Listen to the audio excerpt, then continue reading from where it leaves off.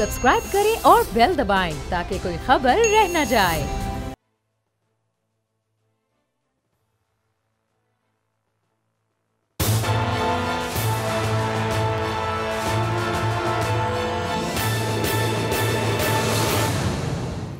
अस्सलाम वालेकुम नाज़रीन, मैं हूं आपका मेज़बान समी इब्राहिम और आप देख रहे हैं प्रोग्राम तज्ज़िया। मेरे साथ हैं हमारी को एंकर अलीना इलियास और आज खुसूसी तौर पर साबिक़ सफ़ारतकार जनाब ज़फ़र हिलाली साहब ने हमें ज्वाइन किया है। मौजू बहुत अहम है और मौजू वही तालिबान का है।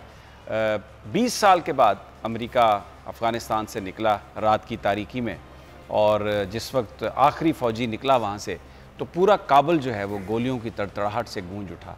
ये फ़तह थी उन लोगों की जो अपने नज़रिए से कमिटेड थे, जिन्होंने इसलिए सफारतकारी में किसी के आगे सर नहीं झुकाया कि जो उनका मद्दे मुकाबिल है वो कोई बहुत बड़ी ताकत है।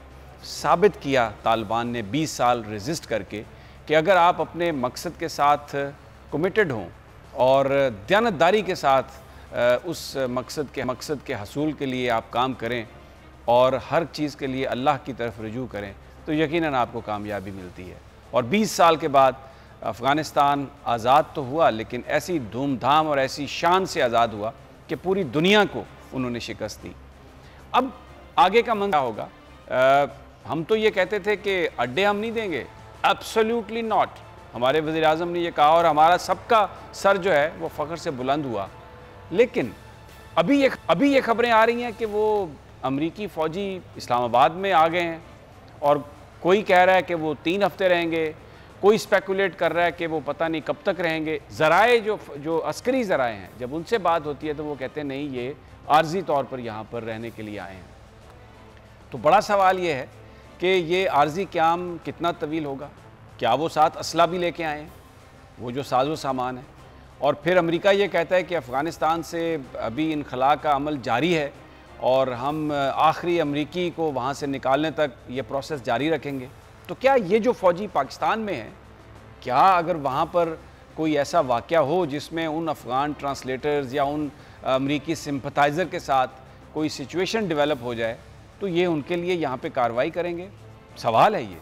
फिर ये जो ड्रोन अटैक हुआ जिसमें 10 बच्चे मारे गए, एक ख़ानदान 7 बच्चे मारे गए, ये कहाँ से हुआ ड्रोन अटैक? सवाल हो रहे हैं। ये ड्रोन उड़ाने की फैसिलिटी अब कहाँ पर कायम है? कैसे हुआ ये सब कुछ? ये बड़े अहम सवाल। क्या उनका कोई जवाब देने के लिए तैयार है? अभी तक हुकूमत पाकिस्तान ने जो चाहिए था, जिस वक्त ये लोग आ रहे थे और यहाँ पर रह रहे थे, तो उस वक्त ये बताना चाहिए था कि फ़ौज आ रही है, आर्जी तौर पे आ रही है। इन सवालात के जवाब देने चाहिए थे।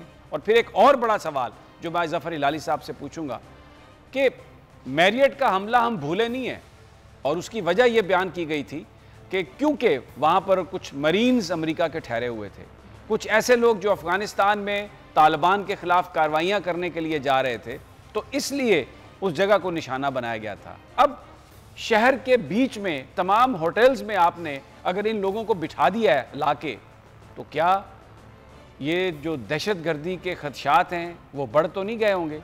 क्या उसके बंदोबस्त के लिए कोई आपने मुनासिब डिप्लॉयमेंट की है? ये सवालात हैं, आम आदमी के जहन में ये सवालात हैं, और सवाल करने से मामला हल होता है अगर जवाब मिल जाए तो। सवाल करना कोई किसी एस्टैब्लिशमेंट या हुकूमत या किसी मुल्क के ख़िलाफ़ उसको तसव्वुर नहीं किया जाता। ज़फ़र हिलाली साहब, अस्सलाम वालेकुम। जी वालेकुम सलाम।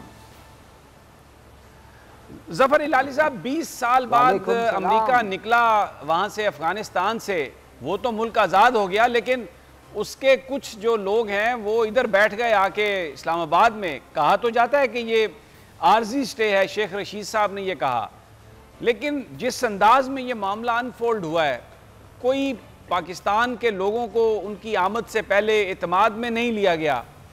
क्या ये मामला इतना अहम नहीं था कि इस हवाले से कोई कम्युनिके जारी किया जाता, आवाम को इस हवाले से इत्माद में लिया जाता?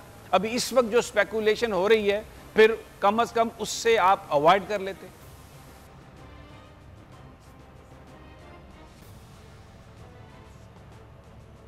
वो जो निकले हैं अफगानिस्तान से, वो एक अग्रीमेंट के मुताबिक निकले हैं। उस अग्रीमेंट पे कहता है आप लोग अब दहशत गर्दों को नहीं पनाह देंगे और आपका जमीन दहशत गर्द से हमला दूसरे मुल्क पर नहीं कर सकेगा। हमें ये कम से कम ये दो प्रोविजन थे। अब वो निकल तो वो गए हैं, मगर मिसाल के तौर पे अगर कल हमला हो गया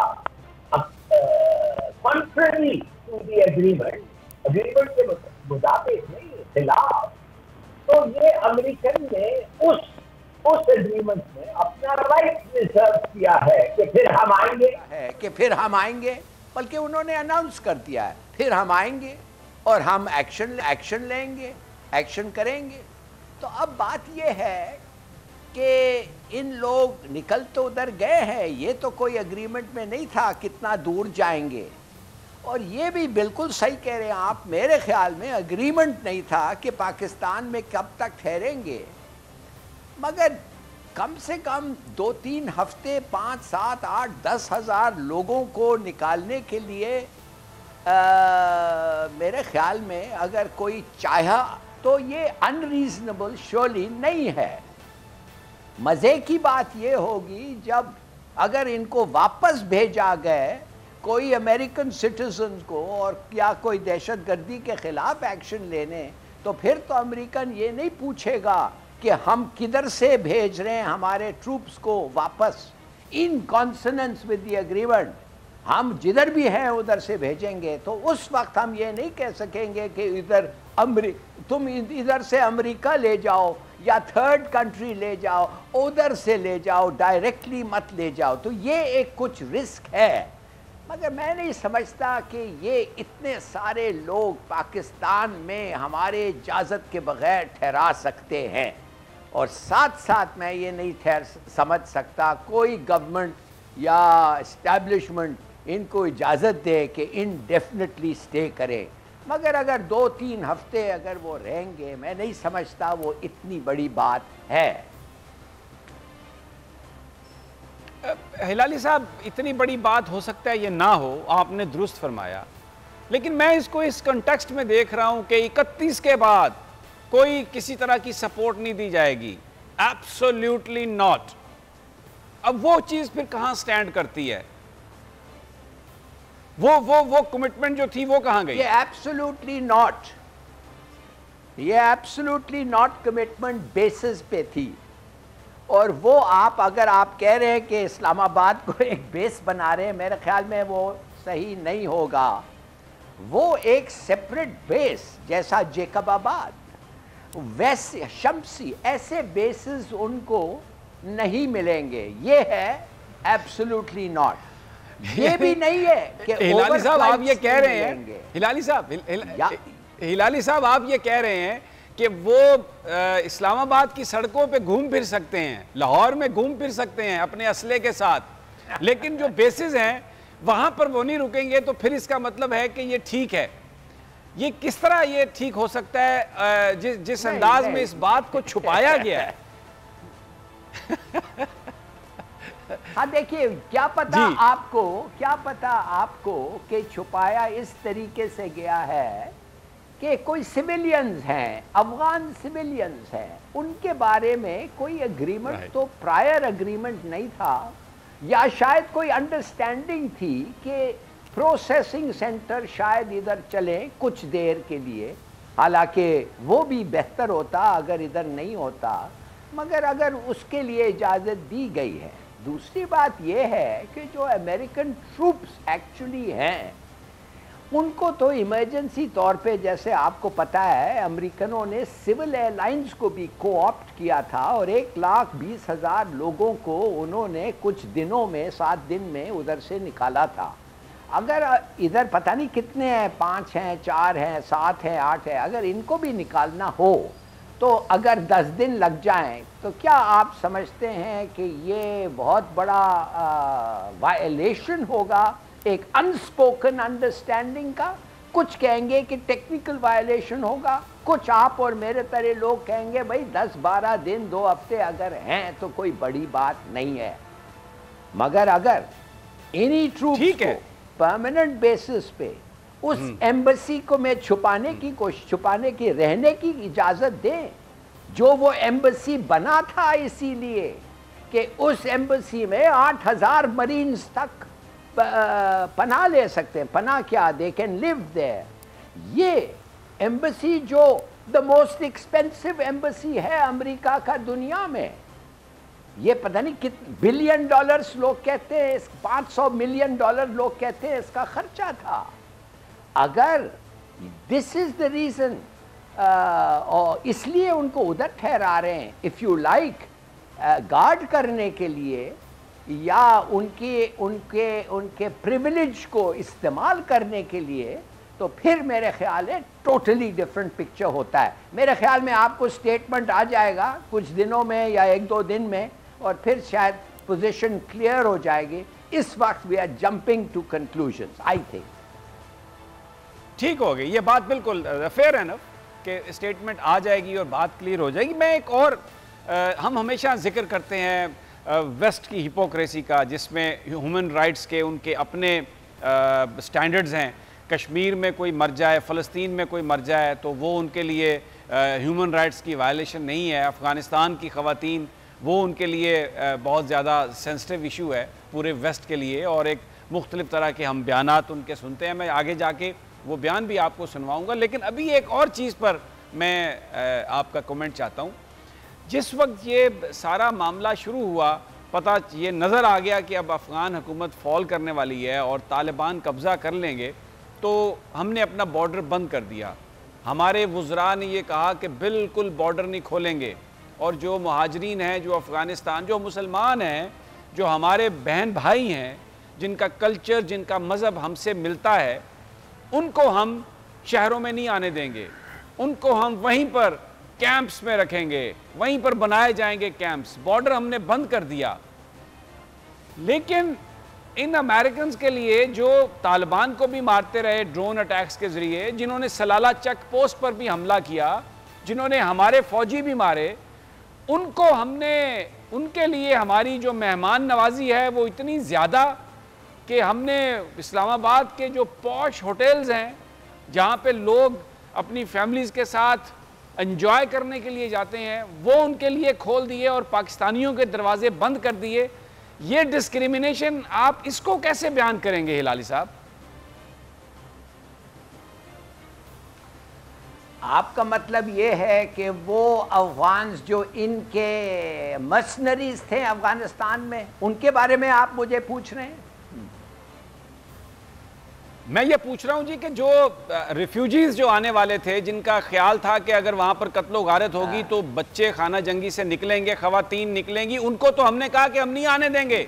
आप बॉर्डर पे रहिए, वहीं पर जहाँ पर ना पानी है ना कुछ है, कैंप लगा देंगे, धूप में सड़ें। लेकिन ये जो मारने वाले हैं, हम सबको मारने वाले, इनके लिए तो पॉश होटल्स खोल दिए हमने।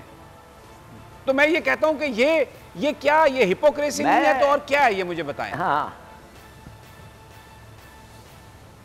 फिर ये समझे कि हमारा फर्ज बनता है, ये तो अमेरिकन नेशनल्स बनेंगे, ये बन गए हैं, क्या पता आपको बनेंगे या बन गए हैं या पहले थे।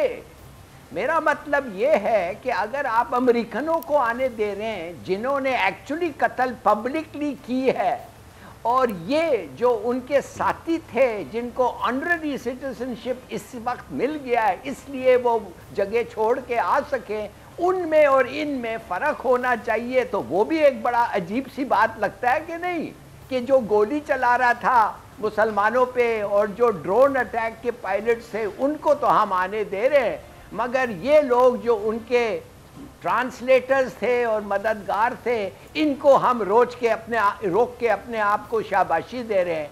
ये भी मेरे ख्याल में एक अजीब सी बात होती नहीं। मतलब ये है कि these are American nationals, America ने इनके लिए अस्यूम किया है रिस्पॉन्सिबिलिटी, और अमेरिकन ने आके इनके लिए पूछा, और कोई नहीं मगर अमेरिका ने पूछा इनके लिए। तो अब जब अमेरिका आके पूछता है उनके लोगों के लिए, इंक्लूडिंग फौज और ये, तो फिर मुश्किल होता है कहने कि अगर इसलिए कि ये मुसलमान है या अफगान है, इनको हम इजाज़त नहीं देते, सिर्फ गोरे चिट्टे को देते हैं। या काला भी हो मगर गोरा यूनिफॉर्म पहना हुआ, तो मेरे ख्याल में दीज काइंड ऑफ डिफरेंसेस को इसको प्ले अप नहीं करना चाहिए। फॉर प्रैक्टिकल पर्पसेस ये अमेरिकन है। ठीक है, चलें, आपकी बात, आप जो फरमा रहे हैं, आप सफारतकारी को समझते हैं, दुरुस्त है ये बात। मेरा सवाल आपसे ये है कि तालिबान इसको किस तरीके से इस पर रिएक्ट करेंगे अगर अमरीकी फ़ौजियों को पाकिस्तान पनाह देता है, और जैसे मीडिया में ये बात आ रही है कि ड्रोन अटैक कहाँ से हुआ, कल को फिर कोई वाक़या होता है, कोई अटैक होता है और जो अमरीकी फ़ौजी है वो यहाँ पर हैं, तो तालिबान किसको इसका मोरद इल्ज़ाम ठहराएंगे? इसको इस कंटेक्स्ट में मैं आपसे बात कर रहा हूँ कि कतर में, दोहा में जो तालिबान हैं उन्होंने इंडियन सफ़ीर से मुलाकात की है, वहाँ पे जो अब्बास स्तनकज़ई हैं उनके रहनुमा, और इंडिया के साथ उन्होंने they have reached out to India. तो ये सारी जो डिप्लोमेसी हो रही है उसमें हमारी ये जो स्टांस है, हमारी ये जो पोजीशन है, क्या आपका ख्याल है कि ये मुस्तकबिल के जो तालिबान के साथ हमारे ताल्लुकात हैं उनको अफेक्ट नहीं करेगा? पहली बात तो ये है कि तालिबान को फिर पूछना चाहिए कि आपने अमेरिका के साथ जो एग्रीमेंट किया है, उस एग्रीमेंट में आपने अमेरिका को इजाज़त क्यों दिया कि वो आके आपके ज़मीन पे हमला कर सकते हैं अगर उन्होंने देखा कि टेररिज्म अमेरिका के ख़िलाफ़ उधर फिर पनप रहा है? ये तो हमारा जवाब लेजिटिमेट सवाल होता है उन पे।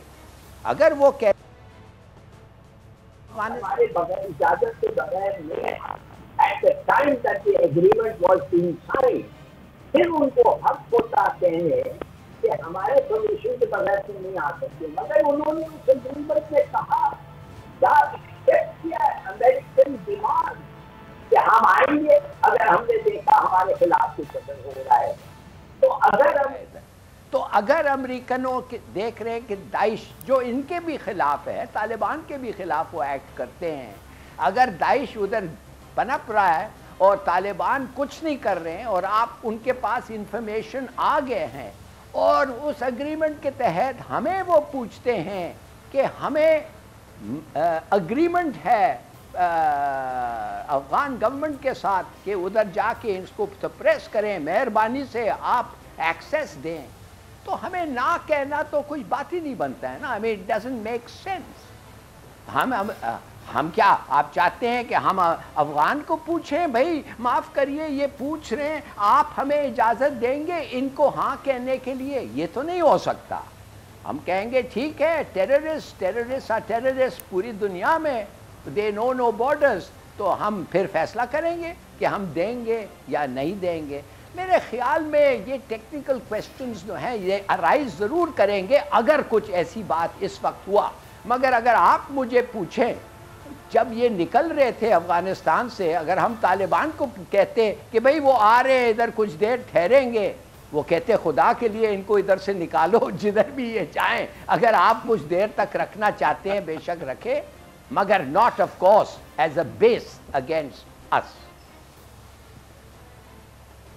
डेफिनेटली ये बात तो है। यहाँ पर एक मैं छोटा सा वक्फा लेते हैं।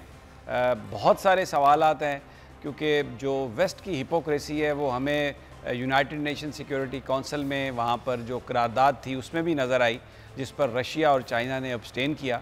अबूरी हुकूमत के क़याम की बातें भी हो रही हैं। ज़फ़र हिलाली साहब से पूछेंगे कि क्या हुकूमत में उन लोगों को शामिल किया जाएगा जो माजी में अमेरिका के साथी रहे, और किस तरह का वो देखते हैं कि जो पावर स्ट्रक्चर है वो कैसा होगा।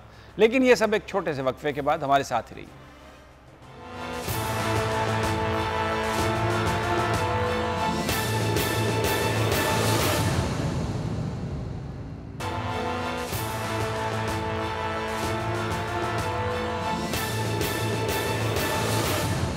वेलकम बैक नाजरीन, हमारे साथ हैं ज़फ़र हिलाली, हमारे साथ हैं अलीना इलियास, और हम बात कर रहे हैं अफ़गानिस्तान की, जहां से अमेरिकी फ़ौजें 20 साल के बाद वापस चली गई हैं।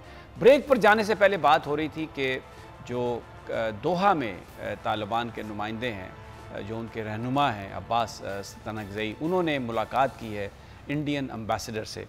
ज़फ़र हिलाली साहब, इंडिया के साथ जो गुफ्तगू तालिबान इस वक्त कर रहे हैं, इंडिया का एक पूरा बैकग्राउंड है, एक हिस्ट्री है, और जिस तरह से उन्होंने वहाँ पर मामलात को अपने हाथ में लेने की कोशिश की, अफ़गान सरज़मीन को पाकिस्तान के ख़िलाफ़ भी इस्तेमाल किया, क्या आपका इसके हवाले से कमेंट है? क्या बात हुई होगी और क्या आप देखते हैं कि ये बहुत जल्दी नहीं है सब कुछ जो हो रहा है? हाँ, बड़ा इंटरेस्टिंग सा इनका मामला है। मैं आपको ये बताना चाहता हूँ कि स्तानेज़ाई जो है, जिसके साथ दोहा का इंडियन एम्बेसडर जो दोहा है जिससे वो बात कर रहा है, ये 1980 में हिंदुस्तान जाके या ये पनाह लिया था या वो खुशी से गया है उधर काम करने के लिए। बहरहाल काफ़ी साल इसने हिंदुस्तान में गुजारे हैं, तो इसका मतलब ये है कि ये हिंदुस्तानियों को अच्छी तरीके से जानता है। दूसरी बात ये है, इंडियन का इंटरेस्ट ये है कि अपने जो जासूस हैं या अफ़गानियों को जो वो ख़रीद के रखे थे, या टीटीपी के साथ जो उनका गठजोड़ था, वो उसके पेपर्स और उसका रिकॉर्ड्स जो इस वक्त एनडीएस में है और जो लोग कहते हैं तालिबान के हाथ में आ गया है और इंशाल्लाह हमारे हाथ में आना चाहिए, या ये जासूस जो हैं हिंदुस्तान के अफ़गान और शायद कोई इंडियंस भी अगर उधर रह गए हैं, इनके लिए ये बड़ा ज़रूरी है कि इंडिया जो पैनिक में भागा है उधर से 1-1.5 प्लेन लेके, वो चाहते हैं इनको तालिबान ठीक तरीके से हैंडल करें। और जैसे उन्होंने कहा है कि अगर अमेरिकन है हम उनको भेज देंगे और ऐसे कुछ लोग हैं इनको भी भेज देंगे, उनके साथ कुछ मामला हो। मगर इससे भी ज़्यादा जो मुझे फ़िक्र ये है, देखिए तालिबान ने हिंदुस्तान को कहा है कि आओ आयरन ओर के लिए इन्वेस्ट करो अफ़गानिस्तान में। हिंदुस्तान चाहेगा कि उनका एक एक्सेस हो, एंट्री हो, और मेरी बात माने, एक दफ़े उनको एक्सेस और एंट्री मिल गया कि हम अपने लोग भेज सकते हैं आयरन ओर के तलाश में, आपको मैं गारंटी करता हूं कि जो वो लोग जाएंगे वो जासूस और ट्रबल मेकर और हर किस्म के लोग होंगे, और अगर उनका चल गया मामला तो वो लोग जो उधर काम करेंगे 70-80% तो उनके एजेंट्स होंगे। और एक और वरीसम बात है, उसके बाद इंडिया अब से प्रेशर डालने लग जाएगा तालिबान से कि भाई हम आपके साथ तिजारत करना चाहते हैं, आपके एक्सपोर्ट्स बढ़ेंगे, हम आपके अफ़गानिस्तान में इन्वेस्ट करना चाहते हैं, मगर एक शर्त पे कि हमें लैंड एक्सेस मिल जाए। जैसे आपको एक्सेस मिला है इंडिया का, पाकिस्तान ने हमें तो इंडिया से एक्सेस आपको ना दिया है, तो हम कैसे आए, कैसे इन्वेस्ट करें जब तक ये ना हो, तो फिर अगेन प्रेशर आए हमारे पर। तो देखिए ये खेल अब शुरू हो गया है, ये खेल इंडिया परस्यू करेगा और अफ़गानियों के सामने ढेर सारे पैसे रखेगा। और अब देखना ये चाहिए, हमने तो कहा है कि जब तक कश्मीर का जो स्टेप्स वापस ना लो तो कोई किस्म का कोऑपरेशन और एक्सेस इंडिया को हम नहीं दे सकते। वेल देखें, ये भी एक किस्म का प्रेशर होगा जिस पे हमारे पे होगा ये। अच्छा, फिर इसमें हमारी पॉलिसी क्या होनी चाहिए? हम अपने कार्ड्स कैसे प्ले करें? सीधी सादी बात यह है कि हिंदुस्तान ऐसा है कि जो मतलब है वो करे कश्मीर में, जो जिस किस्म के BLA और किस्म के टेररिस्ट को वो फाइनेंस करके पाकिस्तान भेजे फ्रॉम अफ़गानिस्तान। इसका मतलब ये है कि आप और अमेरिका गनी में फ़र्क क्या है मिस्टर तालिबान? फ़र्क नहीं है ना। फिर आप कहते हैं इनको सब चीज़ दे दो, ये हमारे ख़िलाफ़ ये कर रहे हैं, और जब इनके लोग आएंगे आपके लिए काम करेंगे और उधर से उनके जासूस पनपेंगे और आएंगे, आप कहेंगे नहीं हमारा और आपका, फिर ये लड़ाई होगी। आप कहेंगे नहीं ये आयरन ओर फैक्ट्री में काम कर रहे हैं। क्या ये ऐसा हो सकता है? You better make up your mind. हम तो किसी सूरत में इनको एक्सेस नहीं देंगे जब तक इन्होंने जो इलीगैलिटीज़ किया है कश्मीर में उसको वापस ना ले। This is stated policy. तो माफ़ करिए, मैं देख रहा हूँ ऑलरेडी। देखिए 10-12 दिन तो हो गए हैं ना, 4-5 पाकिस्तानी जवान अफसर मारे गए हैं। अफगानिस्तान से अटैक हुए हैं, अफगानिस्तान से स्नाइपिंग हुई है, अभी जो 2 लोग मरे हैं कल। तो इसका माने क्या? अच्छा, लोग कहते हैं नहीं नहीं इनको वक्त दें, इनका अभी तक कंट्रोल नहीं हो रहा। मैं कह रहा हूं वो एरियाज तो हर वक्त तालिबान के कंट्रोल में थे, वो एरियाज गवर्नमेंट के कंट्रोल में पहले भी नहीं थे। तो उस वक्त क्यों नहीं इन्होंने कुछ कहा? और फिर मैं आपको कहता हूं, जब हमने कंप्लेन किया, वह कंप्लेन नहीं किया, जब ये हुआ तो क्या उधर से क्या खबर आई, कहने लगे जाओ बात करो टीटीपी से, ये तुम्हारा और टीटीपी का मसला है, ये हमारा मसला नहीं है। वाह, माने टीटीपी हमारा जानी दुश्मन उधर से अटैक कर रहा है और आपने हमें कहा है कि ये आप नहीं चाहेंगे। चलिए ठीक है, हम 2 हफ्ते नहीं, हम 2 महीने ठहरने के लिए तैयार हैं, मगर इसके बाद अगर कोई प्रोग्रेस नहीं हुआ तो आई एम सॉरी, इसका मतलब ये है कि आप और उनमें हमारे लिए कोई खास फर्क नहीं है। बड़ी ज़बरदस्त बात है आपकी। अलीना, व्हाट डू यू से? आपका क्या, आपके पास क्या इत्तलात है? Because you have been monitoring all this situation as well. Taliban जो हैं वो आने वाले दिनों में देखते हैं कि क्या होगा क्या नहीं होगा, लेकिन अभी ये जो खबरें आ रही थी वो ये आ रही थी कि उनकी अबूरी हुकूमत तो बन गई है। अब अबूरी हुकूमत में उन्होंने जो जिम्मेदारियां दी हैं वो अपने मेन लोगों को ही दी हैं। तो हम जो बात करते हैं एक मखलूत हुकूमत के हवाले से, वो तो हमें फ़िलहाल कहीं नज़र नहीं आ रही। तो मैं चाहूँगी कि ज़फ़र हलाली साहब अगर इस पर कॉमेंट करना चाहें तो प्लीज़। मैं समझता हूँ ये हुकूमत पर कि अफगानिस्तान में ये मैं समझता हूँ कि अब तालिबान ने फैसला कर लिया है कि अफगानिस्तान पे ये डेमोक्रेसी कुछ नहीं चलेगा, ये कोई ईरानियन स्टाइल गवर्नमेंट चलेगा जिसमें उनका एमीर जो है, जो सरबराह है, वो सुप्रीम लीडर होगा और उसके नीचे काउंसिल, पार्लियामेंट, मजलिस जो भी आप करते हैं, जिरगा जो भी होगा, मगर उसका जो वोट होगा, उसका जो फैसला होगा, it will be the decision, जैसे इस वक्त ईरान में है, अथॉरिटेरियन स्टेट होगा, कोई डेमोक्रेसी नहीं होगा। और इसलिए मैं तो उनके आई सपोर्ट देम, इसलिए कि क्या डेमोक्रेसी होगा, डेमोक्रेसी क्या इधर चल गया है, क्या हिंदुस्तान में चल रहा है? इस वक्त हिंदुस्तान में 50% लोग जो बैठे हुए हैं उनके खिलाफ पार्लियामेंट में, उनके खिलाफ क्रिमिनल चार्जेस हैं। देखिए वो सब बातें अलग है, वो हमारा मसला नहीं है, वो है मसला अफ़गानियों का, जिस किस्म का सिस्टम वो अडॉप्ट कर रहे हैं।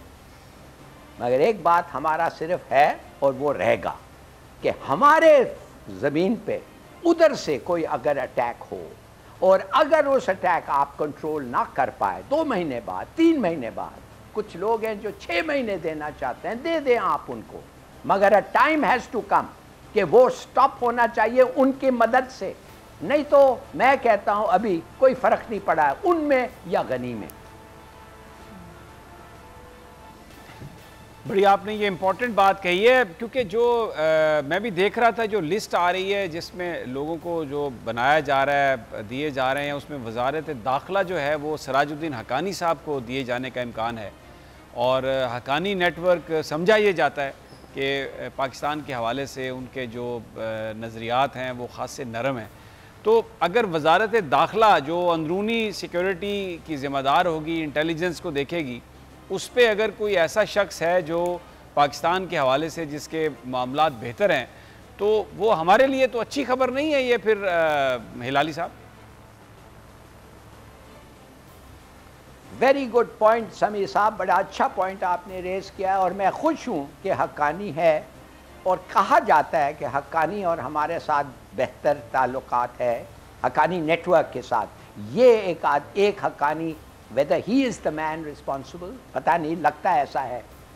तो अगर वो बात करेगा टीटीपी से ना, वो टीटीपी से बात करके कहेगा इट डज नॉट सूट अस, अफगानिस्तान को सूट नहीं करता है इस वक्त के तुम पाकिस्तान पे जाके करो तो मत करो, ठीक है, मगर वो फिर भी करेंगे।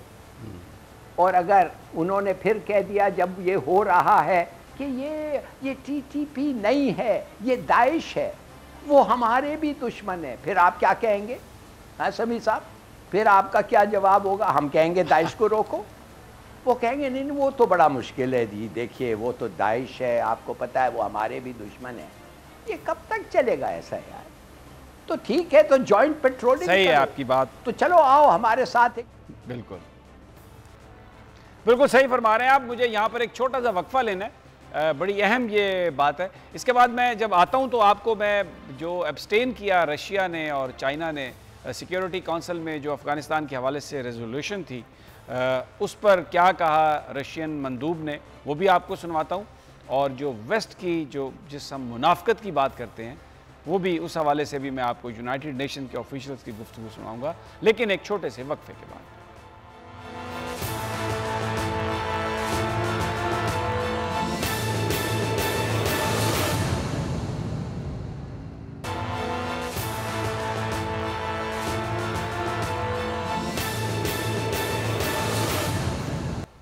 वेलकम बैक नाजरीन, ज़फ़र हिलाली हमारे साथ हैं, अफ़गानिस्तान के इशू पर बात कर रहे हैं। मैंने ब्रेक पर जाने से पहले कहा था कि आपको मग़रिब किस तरह अपने मफादात के लिए पेंतरे बदलता है, वो मैं आपको दिखाना चाहता हूँ।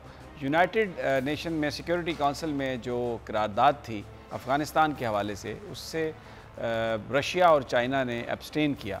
और रशियन मंदूब ने जो बात कही वो मैं आपको सुनाना चाहता हूँ। ये बात है तो रशियन लैंग्वेज में, लेकिन इंग्लिश सबटाइटल में आप देख सकते हैं कि क्या वो उन्होंने कहा। आइए ज़रा सुन लें।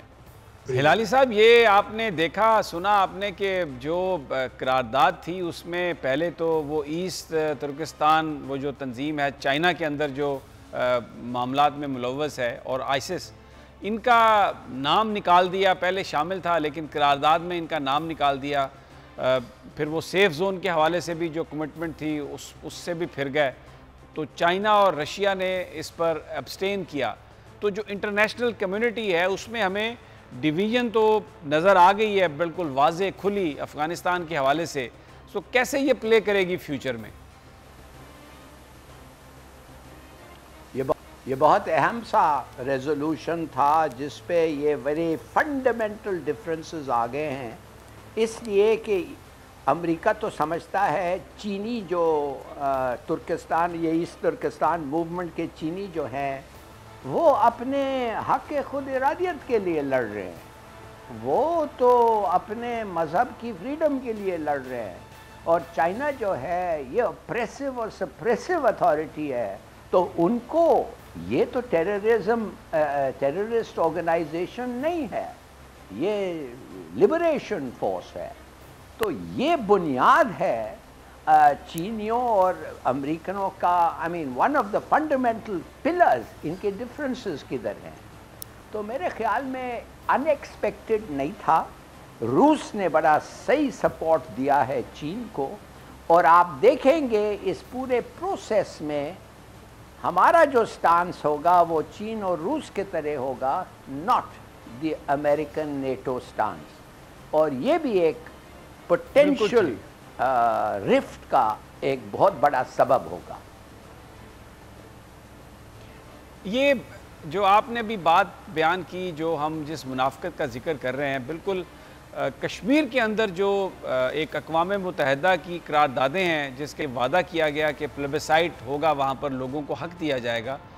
जो अपना हक़ मांगने के लिए बाहर निकलते हैं सड़कों पे, उन्हें इंडिया दहशतगर्द कहता है, और अमेरिका दहशतगर्दी की इस तारीफ़ से इंडिया के साथ मुत्तफ़िक है। तो ये भी इसी तरह की हिपोक्रेसी है जो हम देखते हैं अमेरिका और भारत की कश्मीर के हवाले से। 100% बिल्कुल 100%। ये जो ड्रोन हमले हुए और उस हवाले से यूनाइटेड नेशन यूनिसेफ के जो लोग थे, जो नुमाइंदे थे, उनके साथ गुफ्तगू में एक नुमाइंदे ने सवाल किया इस हवाले से, तो ज़रा जवाब सुनिए यूनिसेफ के रिप्रेजेंटेटिव का।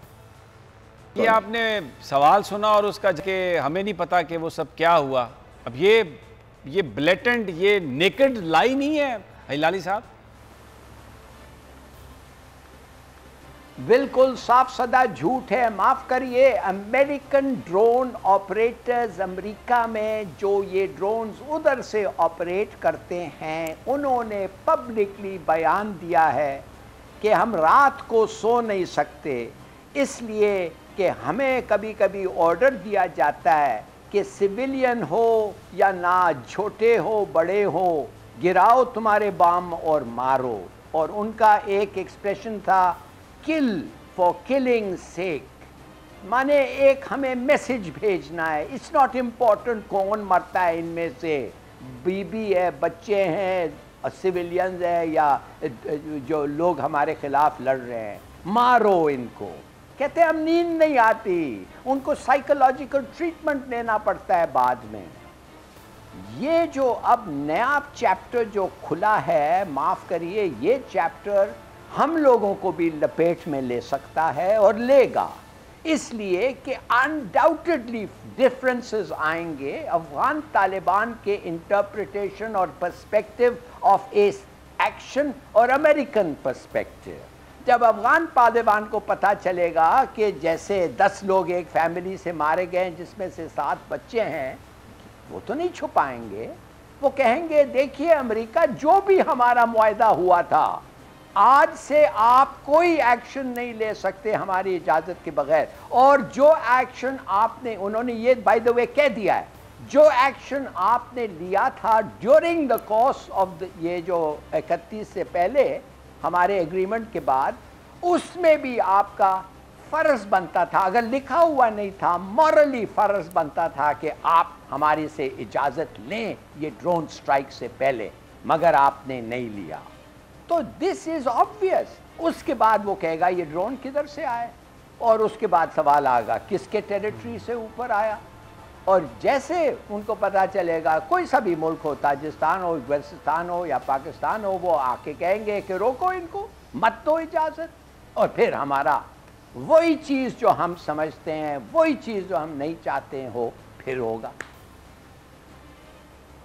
अच्छा हिलाली साहब, एक सवाल यहाँ पर उठता है कि अमेरिका तो ब्लैकमेल करने के लिए रिकग्नाइज़ नहीं करेगा तालिबान को जब तक वो उनकी शराइत ना माने। एक मकसद ये भी होगा कि दुनिया अगर होल्ड पे चली जाती है और रिकग्नाइज़ नहीं करती तालिबान को, यानी रशिया, चाइना और पाकिस्तान भी नहीं करता, तो डेफिनेटली तालिबान ये सोचेंगे कि अभी फिर जो रियल चौधरी जो है इस दुनिया में अमेरिका ही है, वो उसकी तरफ रिजॉर्ट करेंगे। तो व्हाट डू यू से, ये जो डिले है on the part of Russia, China, Pakistan इनको रिकग्नाइज़ करने में, ये अगर ये ज़्यादा लंबा हो गया तो ये तालिबान को हमसे मायूस नहीं करेगा and they will start looking towards America again कि यार शायद यही रियल पावर हैं। आपको याद होगा समी साहब, आपके अपने प्रोग्राम में इससे पहले 1-2 हफ्ते पहले जब मैं आपसे बात कर रहा था, मैं बहुत स्ट्रॉन्ग प्ली ले रहा था कि पाकिस्तान फ़ौरन रिकग्नाइज़ करे तालिबान को। और उसका वजह ये था इसलिए कि अमेरिकन जो हैं वो रिकग्निशन को कंडीशनल करना चाहते हैं, जब रिकग्निशन इंटरनेशनल लॉ पे भी कंडीशनल नहीं होता है। रिकग्निशन के लिए सिर्फ आप कंट्रोल ऑफ टेरिटरी और एनफोर्समेंट ऑफ अथॉरिटी, वो काफ़ी है। जैसे मैं लोगों को कहता था हमने 70 साल से इजराइल को नहीं रिकग्नाइज किया, इसलिए हम अच्छा नहीं लगता था हमें, मगर एक्चुअली हमें करना था, इसलिए कि जब वो एक एरिया कंट्रोल करते हैं और वो स्टेट जो है वो बताता है कि हमारा अथॉरिटी हर जगह इंक्लूडिंग आवर बॉर्डर्स, तो खुदा के लिए करो, because you have to talk to them अगर कुछ भी उनके टेरिटरी पे हुआ। अब आपने नहीं किया, अब आप आ गए अमेरिकन के दबाव में। जब आप करेंगे तो अमेरिकन कहेंगे अच्छा तो अब क्यों किया आपने, तो आप क्या कहेंगे, इसलिए कि तुम्हारी ड्रोन पॉलिसी खराब है। अब आप क्या कहेंगे जब आप रिकग्नाइज करने जाते हैं और अमेरिकनों ने नहीं किया। चाइनीज़ तो ठहरे हुए हैं, थोड़ा सा वो एक्शन देख लें। ये अगर ये होशियार हो अफगानिस्तान के तालिबान, ये वो ईस्ट तुर्कमेनिस्तान वालों को रोकेंगे, आप देखेंगे 2 महीने में चाइनीज़ रिकग्निशन आ जाएगा। और अगर टेररिस्ट को उन्होंने भगा नहीं दिया सेंट्रल एशियन स्टेट से, उधर से भी आ जाएगा, मगर हमारा शायद ना आए। दुरुस्त हो गया, इसलिए कि हम वो कहेंगे कि ड्रोन्स के, देखिए तो कहने की बात है, जब आपका एक मसला आप देख रहे हैं और जल्दी से उसका हल करते हैं, मैटर ऑफ प्रिंसिपल क्यों नहीं करते हैं भाई, ये एक पैथेटिक। बिल्कुल बिल्कुल, बहुत शुक्रिया ज़फ़र इलाही, आपने बड़ी बात कही कि ये वक्त है कि पाकिस्तान फौरी तौर पर फैसला करे। ताख़ीर जो है वो हमारे फ़ायदे में नहीं है, और बिल्कुल बग़ैर कोई वक्त ज़ाया किए अफ़गानिस्तान में तालिबान को रिकग्नाइज़ करना पाकिस्तान के लिए अव्वलीन तरजीहात में होना चाहिए। बहरहाल ये हमारे पॉलिसी साजी फ़ैसला करेंगे और सवालात का जवाब वही दे सकते हैं जो आजकल सवालात का जवाब नहीं दे रहे। इजाज़त दीजिए, कल फिर इंशाअल्लाह मुलाकात होगी अल्लाह ने के बाद।